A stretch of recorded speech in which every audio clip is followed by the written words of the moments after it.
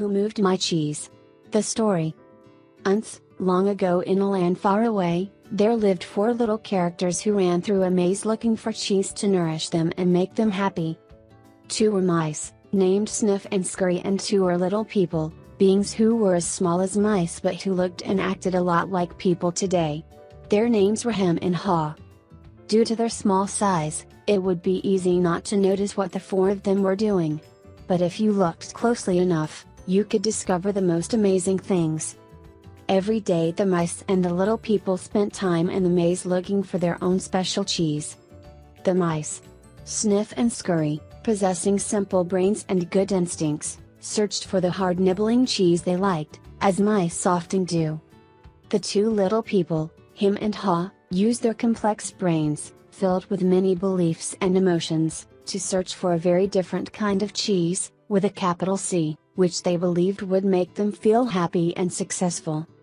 As different as the mice and little people were, they shared something in common. Every morning, they each put on their jogging suits and running shoes, left their little homes, and raced out into the maze looking for their favorite cheese. The maze was a labyrinth of corridors and chambers, some containing delicious cheese. But there were also dark corners and blind alleys leading nowhere. It was an easy place for anyone to get lost. However, for those who found their way, the maze held secrets that let them enjoy a better life. The mice, Sniff and Scurry, used the simple trial and error method of finding cheese. They ran down one corridor, and if it proved empty, they turned and ran down another. They remembered the corridors that held no cheese and quickly went into new areas. Sniff would smell out the general direction of the cheese, using his great nose, and Scurry would race ahead. They got lost, as you might expect, went off in the wrong direction and often bumped into walls. But after a while, they found their way. Like the mice, the 2 little people, Hem and Haw, also used their ability to think and learn from their past experiences. However, they relied on their complex brains to develop more sophisticated methods of finding cheese. Sometimes they did well, but at other times their powerful human beliefs and emotions took over and clouded the way they looked at things. It made life in the maze more complicated and challenging. Nonetheless, Sniff, Scurry, Hem and Haw all discovered, in their own way, what they were looking for. They each found their own kind of cheese one day at the end of one of the corridors in Cheese Station C. Every morning after that, the mice and the little people dressed in their running gear and headed over to Cheese Station C. It wasn't long before they each established their own routine. Sniff and Scurry continued to wake early every day and race through the maze, always following the same route. When they arrived at their destination, the mice took off their running shoes, tied them together and hung them around their necks, so they could get to them quickly whenever they needed them again. Then they enjoyed the cheese. In the beginning, Hem and Haw also raced toward Cheese Station C every morning to enjoy the tasty new morsels that awaited them. But after a while, a different routine set in for the little people. Hem and Haw woke each day a little later, dressed a little slower, and walked to Cheese Station C. After all, they knew where the cheese was now and how to get there. They had no idea where the cheese came from, or who put it there. They just assumed it would be there. As soon as Hem and Haw arrived at Cheese Station C each morning, they settled in and made themselves at home. They hung up their jogging suits, put away their running shoes and put on their slippers. They were becoming very comfortable now that they had found the cheese. "This is great," Hem said. "There's enough cheese here to last us forever." The little people felt happy and successful, and thought they were now secure. It wasn't long before Hem and Haw regarded the cheese they found at Cheese Station C as their cheese. It was such a large store of cheese that they eventually moved their homes to be closer to it, and built a social life around it. To make themselves feel more at home, Hem and Haw decorated the walls with sayings and even drew pictures of cheese around them which made them smile. One read: sometimes Hem and Haw would take their friend's bike to see their pile of cheese at Cheese Station C, and point to it with pride, saying, "Pretty nice cheese, hub?" Sometimes they shared it with their friends and sometimes they didn't. "We deserve this cheese," Hem said. "We certainly had to work long and hard enough to find it." He picked up a nice fresh piece and ate it. Afterward, him fell asleep, as he often did. Every night the little people would waddle home, full of cheese, and every morning they would confidently return for more. This went on for quite some time. After a while, Hem's and Haw's confidence grew into the arrogance of success. Soon they became so comfortable they didn't even notice what was happening. As time went on, Sniff and Scurry continued their routine. They arrived early each morning and sniffed and scratched and scurried around Cheese Station C, inspecting the area to see if there had been any changes from the day before. Then they would sit down to nibble on the cheese. One morning they arrived at Cheese Station C and discovered there was no cheese. They weren't surprised. Since Sniff and Scurry had noticed the supply of cheese had been getting smaller every day, they were prepared for the inevitable and knew instinctively what to do. They looked at each other, removed the running shoes they had tied together and hung conveniently around their necks, put them on their feet and laced them up.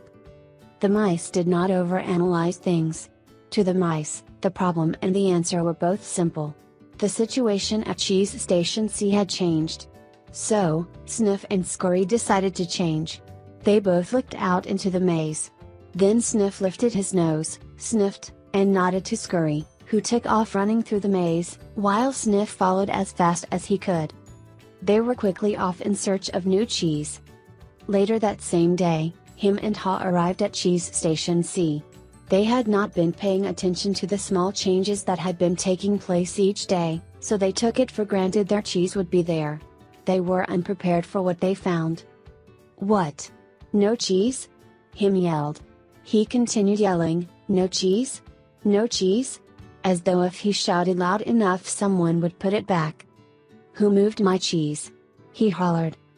Finally, he put his hands on his hips, his face turned red, and he screamed at the top of his voice, "It's not fair." Haw just shook his head in disbelief. He, too, had counted on finding cheese at Cheese Station C. He stood there for a long time, frozen with shock. He was just not ready for this. Hem was yelling something, but Haw didn't want to hear it. He didn't want to deal with what was facing him, so he just tuned everything out. The little people's behavior was not very attractive or productive, but it was understandable. Finding cheese wasn't easy, and it meant a great deal more to the little people than just having enough of it to eat every day. Finding cheese was the little people's way of getting what they thought they needed to be happy. They had their own ideas of what cheese meant to them, depending on their taste. For some, finding cheese was having material things. For others it was enjoying good health or developing a spiritual sense of well-being. For Haw, cheese just meant feeling safe, having a loving family someday and living in a cozy cottage on Cheddar Lane. To Hem, cheese was becoming a big cheese in charge of others and owning a big house atop Camembert Hill. Because cheese was important to them, the two little people spent a long time trying to decide what to do. All they could think of was to keep looking around Cheeseless Station C to see if the cheese was really gone. While Sniff and Scurry had quickly moved on, Hem and Haw continued to hem and haw. They ranted and raved at the injustice of it all. Haw started to get depressed. What would happen if the cheese wasn't there tomorrow? He had made future plans based on this cheese. The little people couldn't believe it. How could this have happened? No one had warned them. It wasn't right. It was not the way things were supposed to be. Hem and Haw went home that night hungry and discouraged. But before they left, Haw wrote on the wall. The next day Hem and Haw left their homes, and returned to Cheese Station C again, where they still expected, somehow, to find their cheese. The situation hadn't changed, the cheese was no longer there. The little people didn't know what to do. Hem and Haw just stood there, immobilized like two statues. Haw shut his eyes as tight as he could and put his hands over his ears. He just wanted to block everything out. He didn't want to know the cheese supply had gradually been getting smaller. He believed it had been moved all of a sudden. Hem analyzed the situation over and eventually his complicated brain with its huge belief system took hold. "Why did they do this to me?" he demanded. "What's really going on here?" Finally, Haw opened his eyes, looked around and said, "By the way, Where are Sniff and Scurry? Do you think they know something we don't? Him scoffed, what would they know? Him continued, they're just mice. They just respond to what happens. We're little people. We're smarter than mice. We should be able to figure this out. I know we're smarter, Ha said, but we don't seem to be acting smarter at the moment. Things are changing around here, Him. Maybe we need to change and do things differently. Why should we change? Him asked. We're little people. We're special. This sort of thing should not happen to us. Or if it does, we should at least get some benefits. Why should we get benefits? Ha asked. Because we're entitled, Him claimed. Entitled to what? Ha wanted to know. We're entitled to our cheese. Why? Ha asked. Because, we didn't cause this problem, Him said. Somebody else did this and we should get something out of it. Ha suggested, maybe we should simply stop analyzing the situation so much and go find some new cheese? Oh no, Him argued. I'm going to get to the bottom of this. While Him and Ha were still trying to decide what to do, Sniff and Scurry were already well on their way. They went farther into the maze, up and down corridors, looking for cheese in every cheese station they could find. They didn't think of anything else but finding new cheese. They didn't find any for some time until they finally went into an area of the maze where they had never been before, Cheese Station N. They squealed with delight. They found what they had been looking for, a great supply of new cheese. They could hardly believe their eyes. It was the biggest store of cheese the mice had ever seen. In the meantime, Him and Ha were still back in Cheese Station C evaluating their situation. They were now suffering from the effects of having no cheese. They were becoming frustrated and angry and were blaming each other for the situation they were in. Now and then Ha thought about his mice friends, Sniff and Scurry, and wondered if they had found any cheese yet. He believed they might be having a hard time, as running through the maze usually involved some uncertainty. But he also knew that it was likely to only last for a while. Sometimes, Ha would imagine Sniff and Scurry finding new cheese and enjoying it. He thought about how good it would be for him to be out on an adventure in the maze, and to find fresh new cheese. He could almost taste it. The more clearly Ha saw the image of himself finding and enjoying the new cheese, the more he saw himself leaving Cheese Station C. Let's go! He exclaimed, all of a sudden. No, Him quickly responded. I like it here. It's comfortable. It's what I know. Besides, it's dangerous out there. No, it isn't, Ha argued. We've run through many parts of the maze before, and we can do it again. I'm getting too old for that, Him said. And I'm afraid I'm not interested in getting lost and making a fool of myself. Are you? With that, Ha's fear of failing returned and his hope of finding new cheese faded. So every day, the little people continued to do what they had done before. They went to Cheese Station C, found no cheese, and returned home, carrying their worries and frustrations with them. They tried to deny what was happening, but found it harder to get to sleep, had less energy the next day, and were becoming irritable. Their homes were not the nurturing places they once were. The little people had difficulty sleeping and were having nightmares about not finding any cheese. But Him and Ha still returned to Cheese Station C and waited there every day. Him said, you know, if we just work harder we'll find that nothing has really changed that much. The cheese is probably nearby. Maybe they just hid it behind the wall. The next day, Him and Ha returned with tools. Him held the chisel, while Ha banged on the hammer until they made a hole in the wall of Cheese Station C. They peered inside but found no cheese. They were disappointed but believed they could solve the problem. So they started earlier, stayed longer, and worked harder. But after a while, all they had was a large hole in the wall. Ha was beginning to realize the difference between activity and productivity. Maybe, Him said, we should just sit here and see what happens. Sooner or later they have to put the cheese back. Ha wanted to believe that. So each day he went home to rest and returned reluctantly with Him to Cheese Station C, but cheese never reappeared. By now the little people were growing weak from hunger and stress. Ha was getting tired of just waiting for their situation to improve. He began to see that the longer they stayed in their cheeseless situation, the worse off they would be. Haw knew they were losing their edge. Finally, one day Haw began laughing at himself. Haw, look at us. We keep doing the same things over and over again and wonder why things don't get better.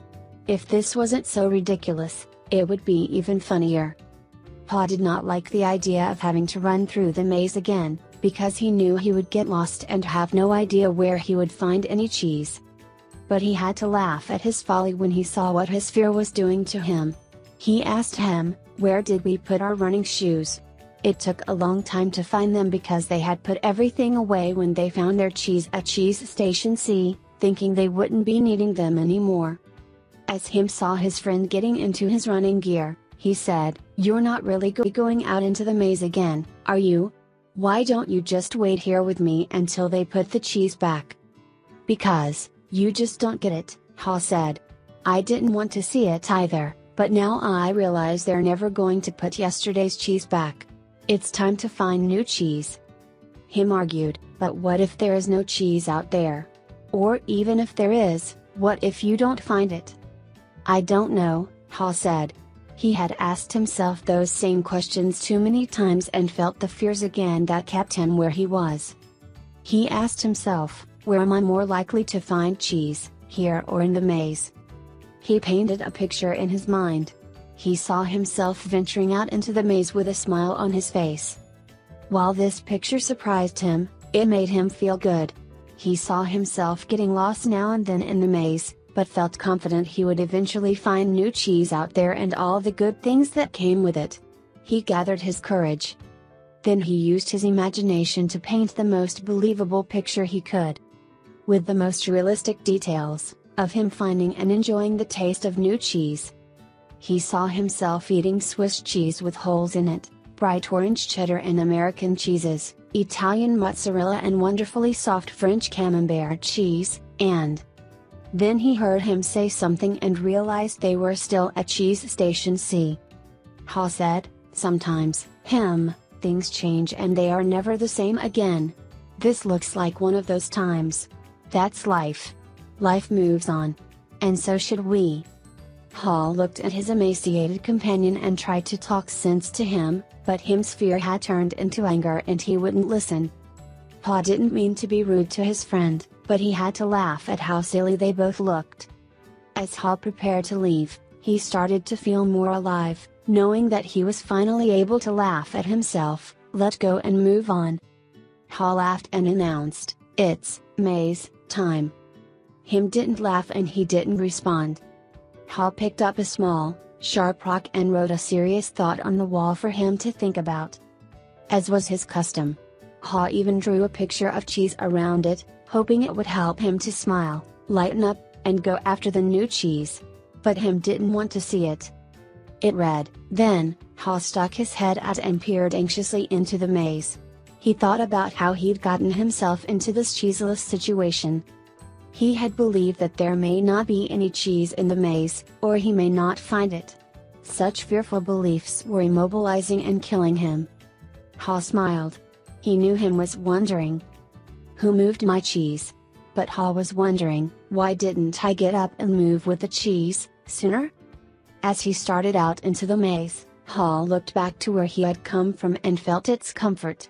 He could feel himself being drawn back into familiar territory, even though he hadn't found cheese here for some time.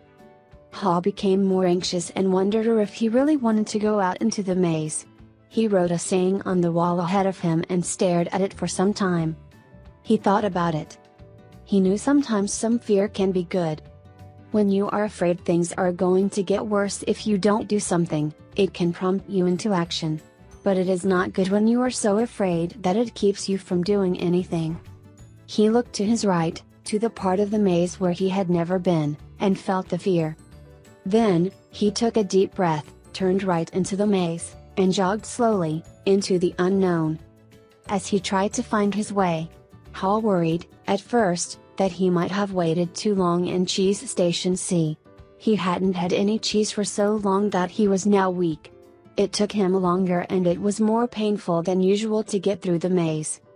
He decided that if he ever got the chance again, he would get out of his comfort zone and adapt to change sooner. It would make things easier. Then, Haw smiled a weak smile as he thought, better late than never. During the next several days, Haw found a little cheese here and there, but nothing that lasted very long. He had hoped to find enough cheese to take some back to him and encourage him to come out into the maze. But Haw didn't feel confident enough yet. He had to admit he found it confusing in a maze. Things seemed to have changed since the last time he was out here. Just when he thought he was getting ahead, he would get lost in the corridors. It seemed his progress was 2 steps forward and 1 step backward.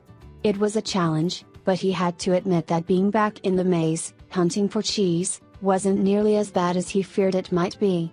As time went on, he began to wonder if it was realistic for him to expect to find new cheese. He wondered if he had bitten off more than he could chew. Then he laughed, realizing that he had nothing to chew on at that moment. Whenever he started to get discouraged, he reminded himself that what he was doing, as uncomfortable as it was at the moment, was in reality much better than staying in the cheeseless situation. He was taking control, rather than simply letting things happen to him. Then he reminded himself, if Sniff and Scurry could move on, so could he. Later, as Haw looked back on things, he realized that the cheese at Cheese Station C had not just disappeared overnight, as he had once believed. The amount of cheese that had been there toward the end had been getting smaller, and what was left had grown old. It didn't taste as good. Mold may even have begun to grow on the old cheese, although he hadn't noticed it. He had to admit, however, that if he had wanted to, he probably could have seen what was coming. But he didn't. Haw now realized that the change probably would not have taken him by surprise if he had been watching what was happening all along and if he had anticipated change. Maybe that's what Sniff and Scurry had been doing. He decided he would stay more alert from now on. He would expect change to happen and look for it. He would trust his basic instincts to sense when change was going to occur and be ready to adapt to it. He stopped for a rest and wrote on the wall of the maze. Sometime later, after not finding cheese for what seemed like a long time, Haw finally came across a huge cheese station, which looked promising. When he went inside, however, he was most disappointed to discover that the cheese station was empty. This empty feeling has happened to me too often, he thought. He felt like giving up. Haw was losing his physical strength. He knew he was lost and was afraid he would not survive. He thought about turning around and heading back to Cheese Station C. At least, if he made it back, and Hem was still there, Haw wouldn't be alone. Then he asked himself the same question again, what would I do if I weren't afraid? Haw thought he was past his fear, but he was afraid more often than he liked to admit, even to himself. He wasn't always sure what he was afraid of, but, in his weakened condition, he knew now he was simply fearful of going on alone. Haw didn't know it, but he was running behind because he was still weighed down by fearful beliefs. Haw wondered if Hem had moved on, or if he was still paralyzed by his own fears. Then, Haw remembered the times when he had felt his best in the maze. It was when he was moving along. He wrote on the wall, knowing it was as much a reminder to himself as it was a marking for his friend Hem, hopefully, to follow. Haw looked down the dark passageway and was aware of his fear. What lay ahead? Was it empty? Or worse, were there dangers lurking? He began to imagine all kinds of frightening things that could happen to him. He was scaring himself to death. Then he laughed at himself. He realized his fears were making things worse. So he did what he would do if he weren't afraid. He moved in a new direction. As he started running down the dark corridor, he began to smile. Haw didn't realize it yet, but he was discovering what nourished his soul. He was letting go and trusting what lay ahead for him, even though he did not know exactly what it was. To his surprise, Haw started to enjoy himself more and more. Why do I feel so good? He wondered. I don't have any cheese and I don't know where I am going. Before long, he knew why he felt good. He stopped to write again on the wall. Haw realized he had been held captive by his own fear. Moving in a new direction had freed him. Now he felt the cool breeze that was blowing in this part of the maze, and it was refreshing.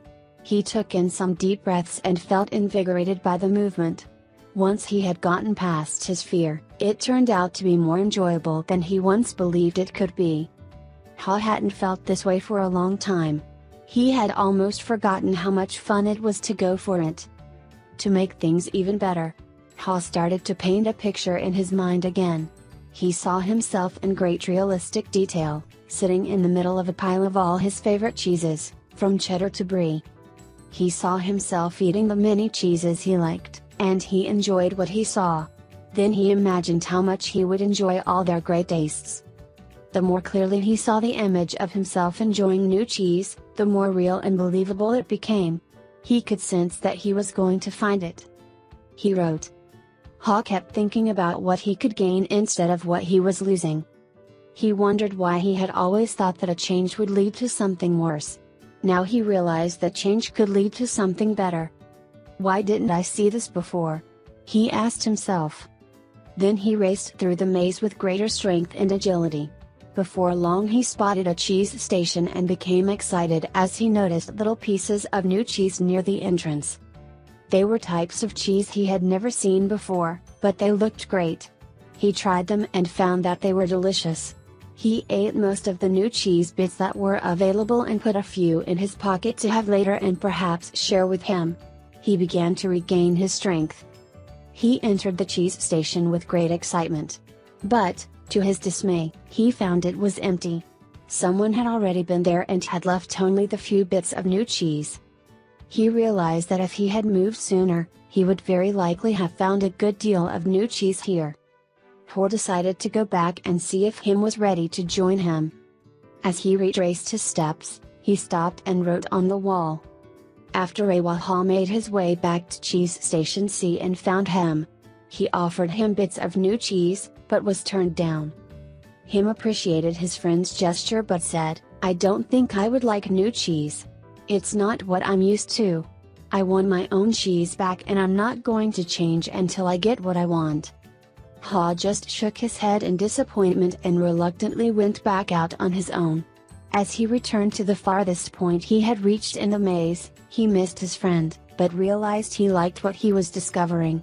Even before he found what he hoped would be a great supply of new cheese, if ever, he knew that what made him happy wasn't just having cheese. He was happy when he wasn't being run by his fear. He liked what he was doing now. Knowing this, Ha didn't feel as weak as he did when he stayed in cheese station C with no cheese. Just realizing he was not letting his fear stop him, and knowing that he had taken a new direction, nourished him and gave him strength. Now he felt that it was just a question of time before he found what he needed. In fact, he sensed he had already found what he was looking for. He smiled as he realized. Hor realized again, as he had once before, that what you are afraid of is never as bad as what you imagine. The fear you let build up in your mind is worse than the situation that actually exists. He'd been so afraid of never finding new cheese that he didn't even want to start looking. But since starting his journey, he had found enough cheese in the corridors to keep him going. Now he looked forward to finding more. Just looking ahead was becoming exciting. His old thinking had been clouded by his worries and fears. He used to think about not having enough cheese, or not having it last as long as he wanted. He used to think more about what could go wrong than what could go right. But that had changed in the days since he had left cheese station C. He used to believe that cheese should never be moved and that change wasn't right. Now he realized it was natural for change to continually occur, whether you expect it or not. Change could surprise you only if you didn't expect it and weren't looking for it. When he realized he had changed his beliefs, he paused to write on the wall. Ha hadn't found any cheese yet, but as he ran through the maze, he thought about what he had already learned. Ha now realized that his new beliefs were encouraging new behaviors. He was behaving differently than when he kept returning to the same cheeseless station. He knew that when you change what you believe, you change what you do. You can believe that a change will harm you and resist it. Or you can believe that finding new cheese will help you and embrace the change. It all depends on what you choose to believe. He wrote on the wall. Ha knew he would be in better shape now if he had dealt with the change much sooner and left Cheese Station C earlier.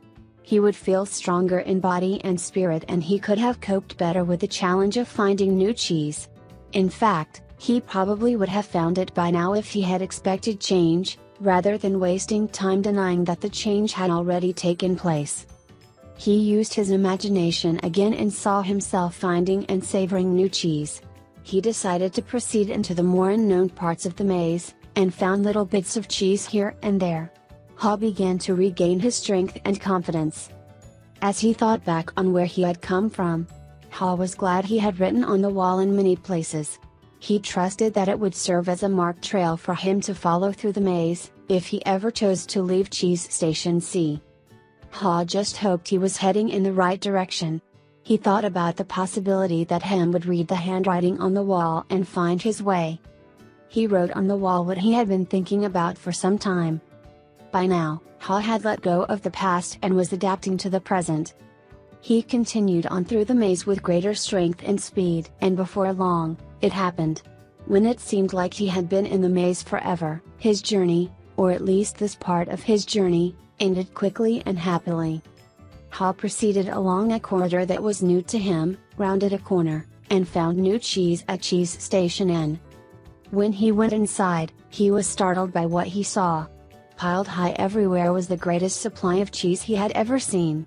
He didn't recognize all that he saw, as some kinds of cheese were new to him. Then he wondered for a moment whether it was real or just his imagination, until he saw his old friends Sniff and Scurry. Sniff welcomed Ha with a nod of his head, and Scurry waved his paw. Their fat little bellies shows that they had been here for some time. Ha quickly said his hellos and soon took bites of every one of his favorite cheeses. He pulled off his shoes, tied the laces together, and hung them around his neck in case he needed them again. Sniff and Scurry laughed. They nodded their heads in admiration. Then Ha jumped into the new cheese. When he had eaten his fill, he lifted a piece of fresh cheese and made a toast. Hooray for change! As Ha enjoyed the new cheese, he reflected on what he had learned. He realized that when he had been afraid to change, he had been holding on to the illusion of old cheese that was no longer there. So what was it that made him change? Was it the fear of starving to death? Ha smiled as he thought it certainly helped. Then he laughed and realized that he had started to change as soon as he had learned to laugh at himself and at what he had been doing wrong. He realized the fastest way to change is to laugh at your own folly, then you can let go and quickly move on. He knew he had learned something useful about moving on from his mice friends, Sniff and Scurry. They kept life simple. They didn't overanalyze or overcomplicate things. When the situation changed and the cheese had been moved, they changed and moved with the cheese. He would remember that. Ha had also used his wonderful brain to do what little people do better than mice. He envisioned himself, in realistic detail, finding something better, much better. He reflected on the mistakes he had made in the past and used them to plan for his future. He knew that you can learn to deal with change. You could be more aware of the need to keep things simple, be flexible, and move quickly. You did not need to overcomplicate matters or confuse yourself with fearful beliefs. You could notice when the little changes began so that you would be better prepared for the big change that might be coming. He knew he needed to adapt faster, for if you do not adapt in time, you might as well not adapt at all. He had to admit that the biggest inhibitor to change lies within yourself, and that nothing gets better until you change. Perhaps most importantly, he realized that there is always new cheese out there whether you recognize it at the time, or not. And that you are rewarded with it when you go past your fear and enjoy the adventure. He knew some fear should be respected, as it can keep you out of real danger. But he realized most of his fears were irrational and had kept him from changing when he needed to. He didn't like it at the time, but he knew that the change had turned out to be a blessing in disguise as it led him to find better cheese. He had even found a better part of himself. As Ha recalled what he had learned, he thought about his friend Hem. He wondered if Hem had read any of the sayings Ha had written on the wall at Cheese Station C and throughout the maze. Had Hem ever decided to let go and move on? Had he ever entered the maze and discovered what could make his life better? Or was Hem still hemmed in because he would not change? Ha thought about going back again to Cheese Station C to see if he could find him, assuming that Ha could find his way back there. If he found him, he thought he might be able to show him how to get out of his predicament. But Ha realized that he had already tried to get his friend to change. Him had to find his own way, beyond his comforts and past his fears. No one else could do it for him, or talk him into it. He somehow had to see the advantage of changing himself. Ha knew he had left a trail for him in that he could find his way, if he could just read the handwriting on the wall. He went over and wrote down a summary of what he had learned on the largest wall of Cheese Station N. He drew a large piece of cheese around all the insights he had become aware of, and smiled as he looked at what he had learned. Ha realized how far he had come since he had been with him in Cheese Station C, but knew it would be easy for him to slip back if he got too comfortable. So, each day he inspected Cheese Station N to see what the condition of his cheese was. He was going to do whatever he could to avoid being surprised by unexpected change. While Ha still had a great supply of cheese, he often went out into the maze and explored new areas to stay in touch with what was happening around him. He knew it was safer to be aware of his real choices than to isolate himself in his comfort zone. Then, Ha heard what he thought was the sound of movement out in the maze. As the noise grew louder, he realized that someone was coming. Could it be that Ham was arriving? Was he about to turn the corner? Ha said a little prayer and hoped, as he had many times before, that maybe, at last, his friend was finally able to A discussion. Later that same day, when Michael finished telling the story, he looked around the room and saw his former classmates smiling at him. Several thanked him and said they got a good deal out of the story. Nathan asked the group, "What would you think of getting together later and maybe discussing it?" Most of them said they would like to talk about it, and so they arranged to meet later for a drink before dinner. That evening, as they gathered in a hotel lounge, they began to kid each other about finding their cheese and seeing themselves in the maze. Then Angela asked the group good-naturedly, "So, who were you in the story? Sniff, Scurry, him or Ha?" Carlos answered, "Well, I was thinking about that this afternoon. I clearly remember a time before I had my sporting goods business, when I had a rough encounter with change. I wasn't Sniff, one didn't sniff out the situation and see the change early. And I certainly wasn't Scurry, one didn't go into action immediately. I was more like him, who wanted to stay in familiar territory. The truth is, I didn't want to deal with the change. I didn't even want to see it." Michael, who felt like no time had passed since he and Carlos were close friends in school, asked, "What are we talking about here, buddy?" Carlos said, "An unexpected change of jobs." Michael laughed. "You were fired? Well, let's just say I didn't want to go out looking for new cheese. I thought I had a good reason why change shouldn't happen to me. So, I was pretty upset at the time." Some of their former classmates who had been quiet in the beginning felt more comfortable now and spoke up, including Frank, who had gone into the military. "Him reminds me of a friend of mine," Frank said. "His department was closing down, but he didn't want to see it. They kept relocating his people. We all tried to talk to him about the many other opportunities that existed in the company for those who wanted to be flexible, but he didn't think he had to change. He was the only one who was surprised when his department closed. Now he's having a hard time adjusting to the change he didn't think should happen." Jessica said, "I didn't think it should happen to me either, but my cheese has been moved more than once, especially in my personal life, but we can get to that later." Many in the group laughed, except Nathan. "Maybe that's the whole point," Nathan said. "Change happens to all of us." He added, "I wish my family had heard the cheese story before this. Unfortunately, we didn't want to see the changes coming in our business, and now it's too late. We're having to close many of our stores." That surprised many in the group, because they thought Nathan was lucky to be in a secure business he could depend on, year after year. "What happened?" Jessica wanted to know. "Our chain of small stores suddenly became old-fashioned when the megastore came to town with its huge inventory and low prices. We just couldn't compete with that. I can see now that instead of being like Sniff and Scurry, we were like him. We stayed where we were and didn't change. We tried to ignore what was happening and now we are in trouble. We could have taken a couple of lessons from Ha, because we certainly couldn't laugh at ourselves and change what we were doing. Laura, who had become a successful businesswoman, had been listening, but had said very little until now. I thought about the story this afternoon too, she said. I wondered how I could be more like Ha and see what I'm doing wrong, laugh at myself, change and do better. She said, I'm curious. How many here are afraid of change? No one responded, so she suggested, how about a show of hands? Only one hand went up. Well, it looks like we've got one honest person in our group, she said. And then continued, maybe you'll like this next question better. How many here think other people are afraid of change? Practically everyone raised their hands. Then they all started laughing. What does that tell us? Denial, Nathan answered. Sure, Michael admitted. Sometimes we're not even aware that we're afraid. I know I wasn't. When I first heard the story, I loved the question, what would you do if you weren't afraid? Then Jessica added, well, what I got from the story is that change is happening everywhere and that I will do better when I can adjust to it quickly. I remember years ago when our company was selling our encyclopedia as a set of more than 20 books.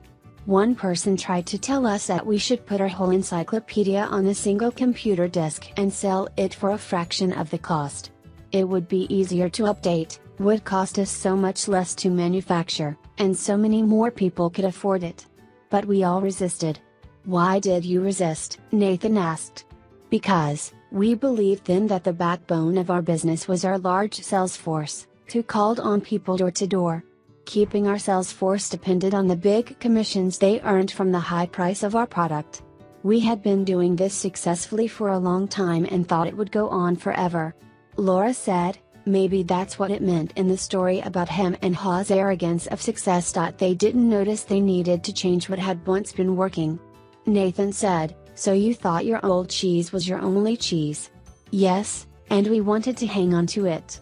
When I think back on what happened to us, I see that it's not just that they moved the cheese but that the cheese has a life of its own and eventually runs out. Anyway, we didn't change. But a competitor did and our sales fell badly. We've been going through a difficult time. Now, another big technological change is happening in the industry and no one at the company seems to want to deal with it. It doesn't look good. I think I could be out of a job soon. It's May's time. Carlos called out. Everyone laughed, including Jessica. Carlos turned to Jessica and said, it's good that you can laugh at yourself. Frank offered, that's what got out of the story. I tend to take myself too seriously. I noticed how Ha changed when he could finally laugh at himself and at what he was doing. No wonder he was called Ha. The group groaned at the obvious play on words. Angela asked, do you think that him ever changed and found new cheese? Elaine said, I think he did. I don't, Corey said. Some people never change and they pay a price for it. I see people like him in my medical practice. They feel entitled to their cheese. They feel like victims when it's taken away and blame others. They get sicker than people who let go and move on. Then Nathan said quietly, as though he was talking to himself, I guess the question is, what do we need to let go of and what do we need to move on to? No one said anything for a while. I must admit, Nathan said, I saw what was happening with stores like ours in other parts of the country, but I hoped it wouldn't affect us. I guess it's a lot better to initiate change while you can than it is to try to react and adjust to it. Maybe we should move our own cheese. What do you mean? Frank asked. Nathan answered, I can't help but wonder where we would be today if we had sold the real estate under all our old stores and built one great modern store to compete with the best of them. Laura said, maybe that's what Ha meant when he wrote on the wall, savor the adventure and move with the cheese. Frank said, I think some things shouldn't change. For example, I want to hold on to my basic values. But I realize now that I would be better off if I had moved with the cheese a lot sooner in my life. Well, Michael, it was a nice little story, Richard, the class skeptic, said, but how did you actually put it into use in your company? The group didn't know it yet, but Richard was experiencing some changes himself. Recently separated from his wife, he was now trying to balance his career with raising his teenagers. Michael replied, "You know, I thought my job was just to manage the daily problems as they came up, when what I should have been doing was looking ahead and paying attention to where we were going. And boy did I manage those problems, 24 hours a day. I wasn't a lot of fun to be around. I was in a rat race, and I couldn't get out." Laura said, "So you were managing when you needed to be leading." "Exactly," Michael said. "Then when I heard the story of Who Moved My Cheese? I realized my job was to paint a picture of new cheese that we would all want to pursue, so we could enjoy changing and succeeding, whether it was at work or in life." Nathan asked, "What did you do at work?" "Well, when I asked people in our company who they were in the story, I saw we had every one of the 4 characters in our organization. I came to see that the Sniffs, Scurries, Hims and Haws each needed to be treated differently. Our Sniffs could sniff out changes in the marketplace, so they helped us update our corporate vision. They were encouraged to identify how the changes could result in new products and services our customers would want. The Sniffs loved it and told us they enjoyed working in a place that recognized change and adapted in time. Our Scurries liked to get things done, so they were encouraged to take actions based on the new corporate vision. They just needed to be monitored so they didn't scurry off in the wrong direction. They were then rewarded for actions that brought us new cheese. They liked working in a company that valued action and results." "What about the Hims and Haws?" Angela asked. "Unfortunately, the Hims were the anchors that slowed us down," Michael answered. "They were either too comfortable or too afraid to change. Some of our Hims changed only when they saw the sensible vision we painted that shows them how changing would work to their advantage. Our Hims told us they wanted to work in a place that was safe, so the change needed to make sense to them and increase their sense of security. When they realized the real danger of not changing, some of them changed and did well. The vision helped us turn many of our Hims into Haws." "What did you do with the Hims who didn't change?" Frank wanted to know. "We had to let them go," Michael said sadly. "We wanted to keep all our employees, but we knew if our business didn't change quickly enough, we would all be in trouble." Then he said, "The good news is that while our Haws were initially hesitant, they were open-minded enough to learn something new, act differently and adapt in time to help us succeed. They came to expect change and actively look for it.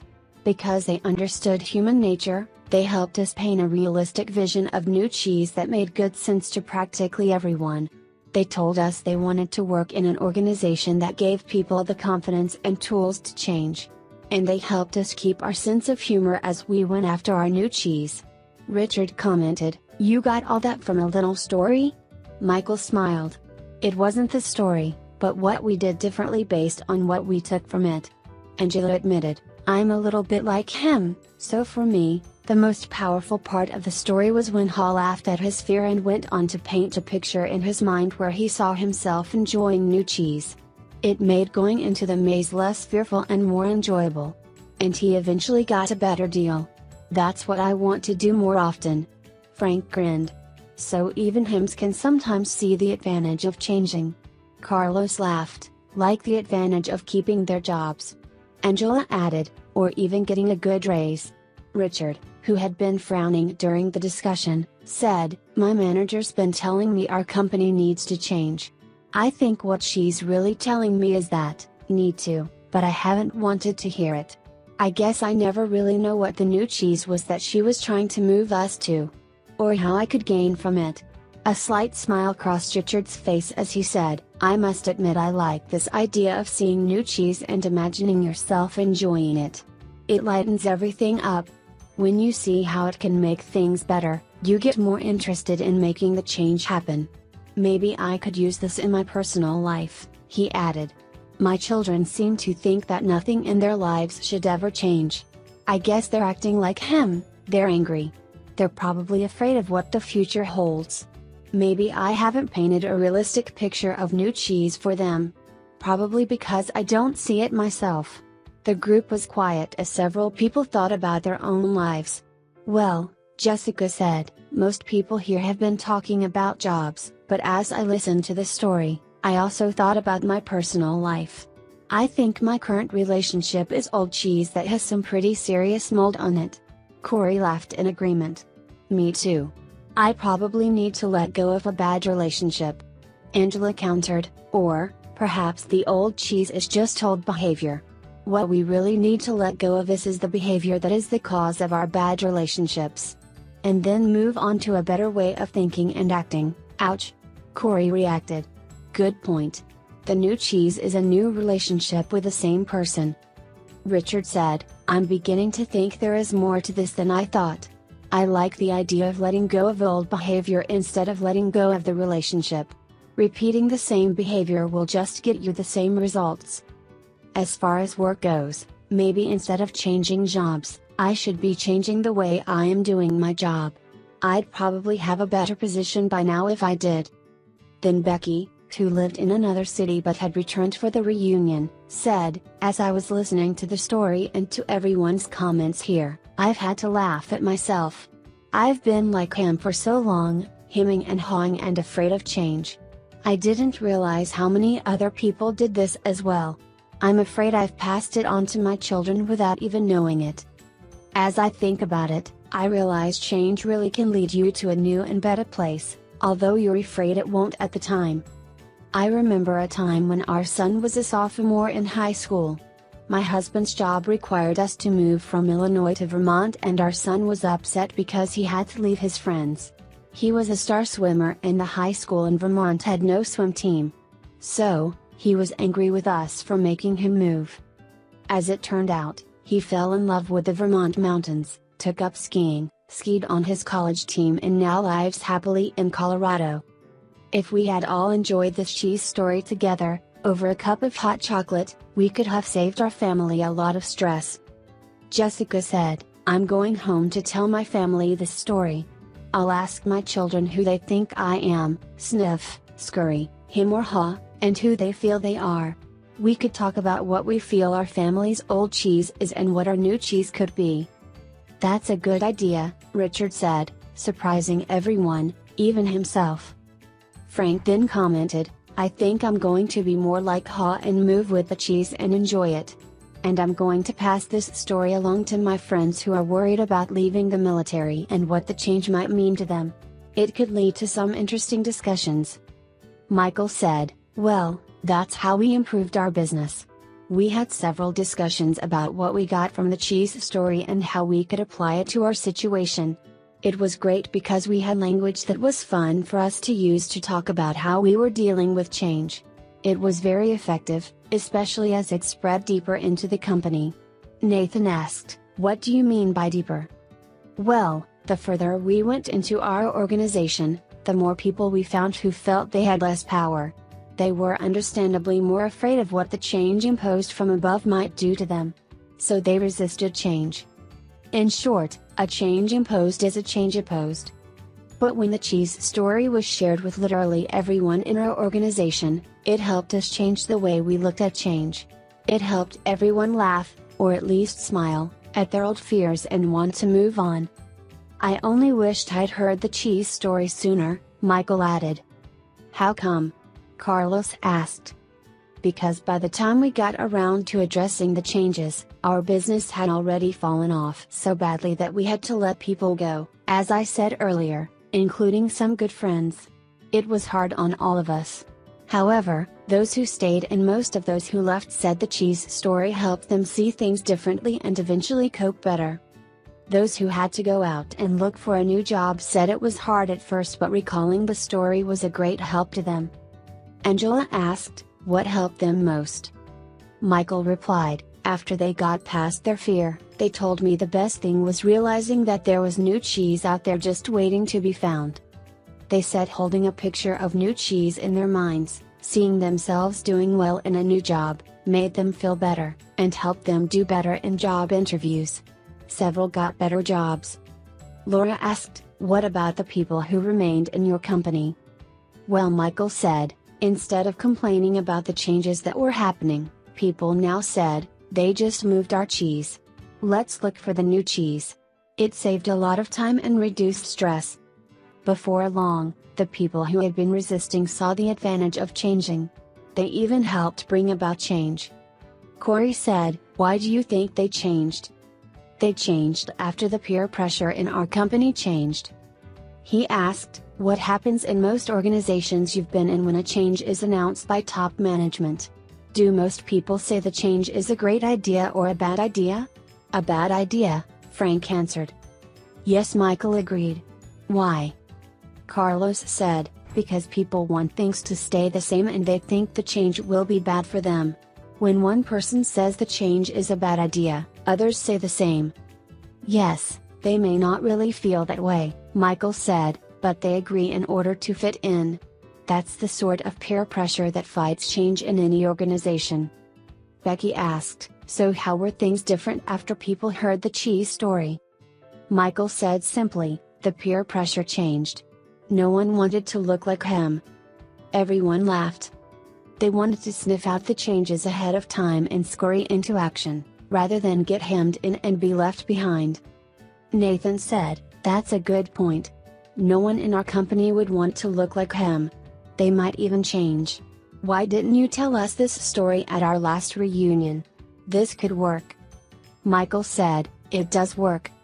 It works best, of course, when everyone in your organization knows the story, whether it is in a large corporation, a small business, or your family, because an organization can only change when enough people in it change." Then he offered one last thought. "When we saw how well it worked for us, we passed the story along to people we wanted to do business with, knowing they were also dealing with change. We suggested we might be their new cheese, that is, better partners for them to succeed with. It led to new business." That gave Jessica several ideas and reminded her that she had some early sales calls in the morning. She looked at her watch and said, "Well, it's time for me to leave this cheese station and find some new cheese." The group laughed and began saying their goodbyes. Many of them wanted to continue the conversation but needed to leave. As they left, they thanked Michael again.